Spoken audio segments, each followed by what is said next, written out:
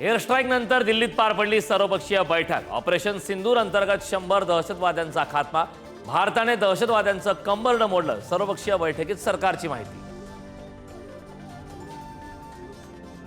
पाकिस्तान स्फोटाच्या घटनेनं आदरलं। लाहोरमध्ये एका पाठोपाठ एक 3 स्फोट तर संपूर्ण पाकिस्तानात 10 स्फोट। स्फोटानंतर लाहोरमधून सर्व विमानांचं उड्डाण रद्द।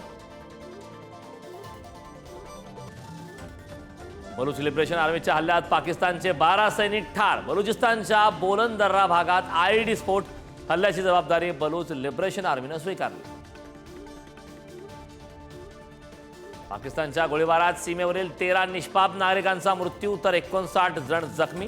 काल पूंछमध्ये पाकने केला होता गोळीबार। गोळीबाराच्या घटनेनंतर सीमावर्ती भागातील सुरक्षा व्यवस्थेत वाढ।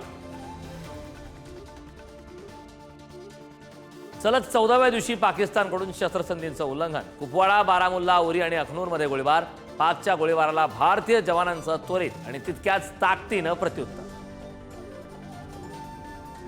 एकत्र येण्याबाबत अजित पवार आणि सुप्रिया सुळेंनी ठरवावं। अजित पवारांसोबत एकत्र येण्याबाबत शरद पवारांचं मोठं विधान। यापुढे मी सक्रिय राजकारणात नसणार, पवारांचं ऑफ द रेकॉर्ड विधान। मालेगाव बॉम्बस्फोट खटल्याचा निकाल पुन्हा लांबणीवर। पुढील सुनावणी 31 जुलैला होणार।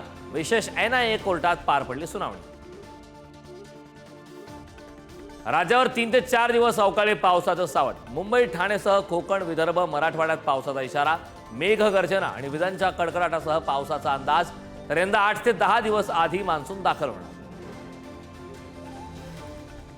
नागपूरच्या गिट्टी खदान परिसरात चारित्र्याच्या संशयावरून प्रियकराकडून प्रेयसीची हत्या।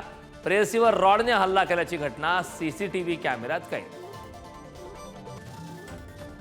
उत्तराखंडच्या उत्तर काशीमध्ये खासगी कंपनीचं हेलिकॉप्टर कोसळलं। हेलिकॉप्टर कोसळून 5 जणांचा मृत्यू तर 2 जण गंभीर जखमी।